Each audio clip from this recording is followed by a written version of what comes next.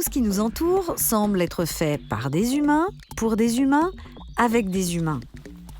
Détrompez-vous, ça n'est pas si simple. En effet, le vivant et la biodiversité inspirent les créateurs depuis toujours. Prenez par exemple vos vêtements ou vos chaussures. Si vous avez un scratch dessus, vous utilisez du biomimétisme tous les jours. Eh oui, le scratch, également appelé velours crochet, est inspiré du fruit de la bardane, une plante qui s'accroche à nos vêtements. Pratique pour briller en société. Mais quels sont les objets que l'on va pouvoir biomimer? À quoi ça sert? Et que faut-il observer? Alors, dans ce contexte, à quoi sert le design?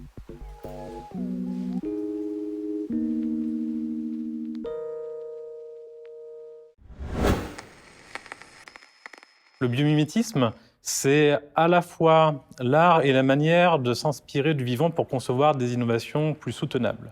Ça fait 3,8 milliards d'années que le vivant existe, donc il y a des recettes à y trouver en fait, qui peuvent nous inspirer de nouvelles manières de faire société.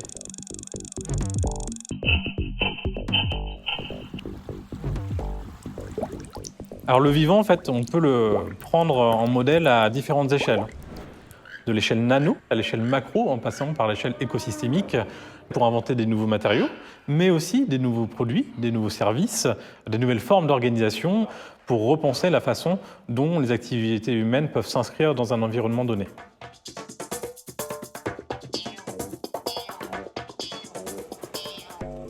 Nautil, c'est une bouilloire bio-inspirée. On s'est rendu compte dans la bouilloire que 80% de l'impact environnemental de la bouilloire se situe en phase d'usage. Donc d'abord, sur la question de la consommation d'énergie et de l'optimisation des flux de chaleur, on s'est intéressé à une espèce de termite qui s'appelle Macrotherme michaelseni. Donc, dans l'habitat des termites, on observe une structure construite autour d'une cheminée centrale et tout un tas de petits canaux qui sont soit bouchés par des petits cailloux la nuit pour conserver la chaleur à l'intérieur de l'architecture, ou ouverts justement en journée pour pouvoir jouer sur un système de flux passif pour pouvoir conserver une température constante au sein de cette structure. Là, avec Mishka, on s'est dit ok, c'est super intéressant, est-ce qu'on ne pourrait pas, grâce à des technologies d'impression 3D, notamment céramique, construire par impression 3D une structure qui reprend le principe de la termitière et qui nous permet de chauffer avec très très peu d'énergie, justement, et de jouer sur une optimisation des flux de chaleur. Pour répondre à des enjeux maintenant de contrôle du volume d'eau, donc ne chauffer que la quantité d'eau désirée, on s'est inspiré d'une espèce qui s'appelle le Nautil, qui a une coquille qui est faite avec différentes alvéoles.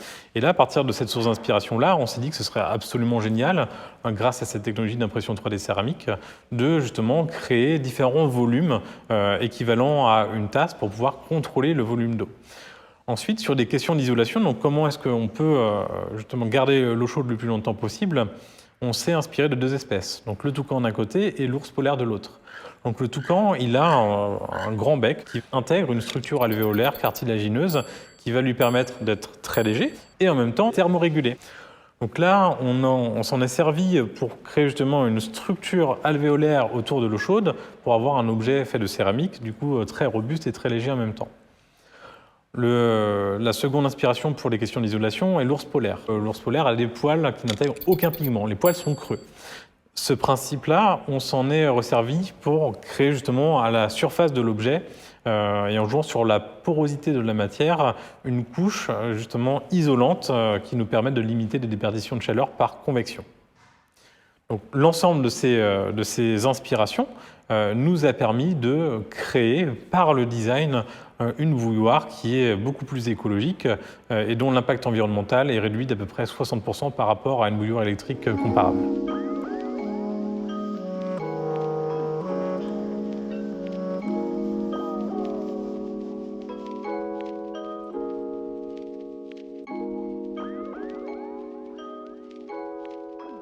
Quand on parle de biomimétisme, il y a bio et mimétisme. Donc, du coup, on va faire appel à différentes spécialités de la biologie que l'on va faire travailler avec des gens issus des pratiques de la conception, donc designers, ingénieurs, architectes, urbanistes, selon l'échelle à laquelle on souhaite travailler.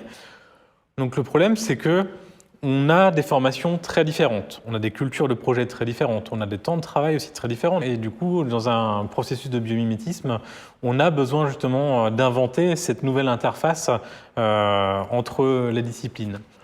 Le designer, par chance, maîtrise des outils qui sont de l'ordre du dessin pour pouvoir représenter des idées, pour incarner les innovations bio-inspirées que l'on va chercher justement à inventer.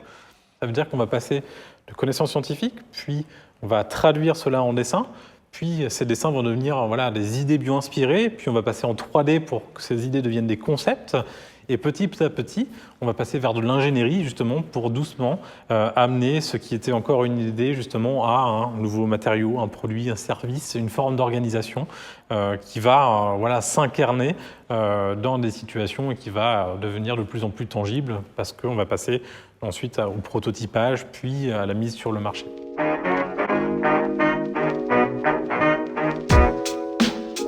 Le designer peut inventer avec les plantes, les roches, les coquillages et bien d'autres richesses.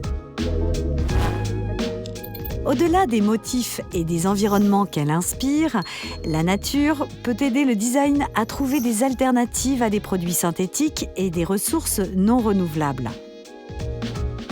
Le design, avec la recherche, peut ainsi repenser les objets du quotidien, mais aussi l'habitat et les systèmes complexes.